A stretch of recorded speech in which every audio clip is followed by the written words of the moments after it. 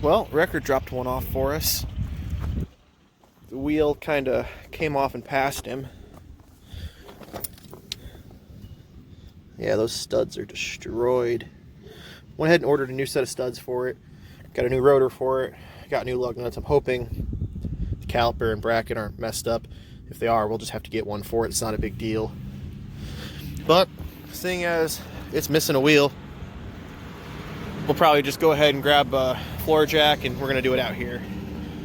It's going to be too much of a pain to try to get the tractor out and move this thing into the shop without doing more damage to it. It's just going to be easier to fix it right there.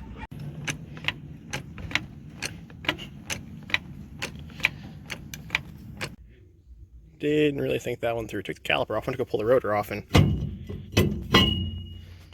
all the studs are bent inward. So looks like we're going to cut these things off.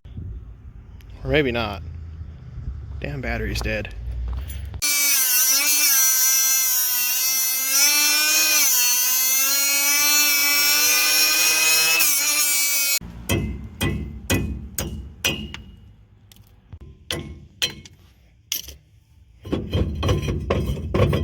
There we go.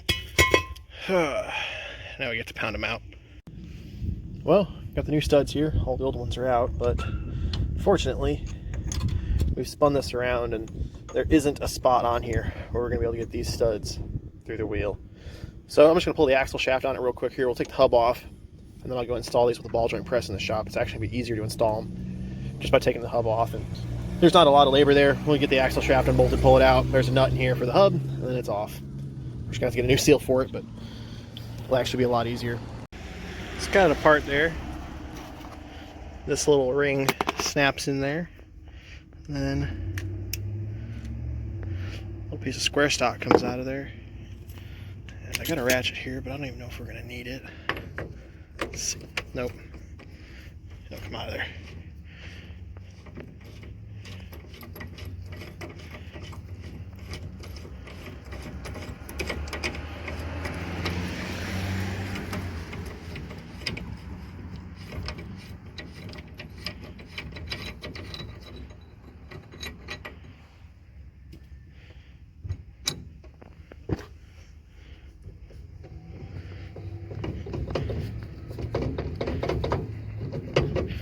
I'm about to get two hands on it to get it off there, but it should pull off now.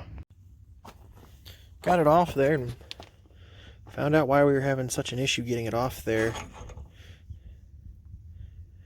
So we've got signs that both bearings have been spinning the inner races. So we're gonna have to see how bad the damage actually is to the axle in here. I ordered a fresh set of bearings for it, new races. I'm gonna see how those fit up on here. If they're still loose fitting, then we might have to do some axle repair, but I'm hoping it's just the bearings, not the axle end, that's going to have the damage to it.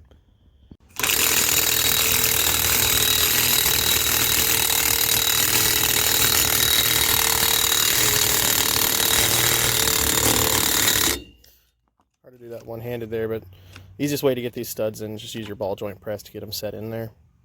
And there we go.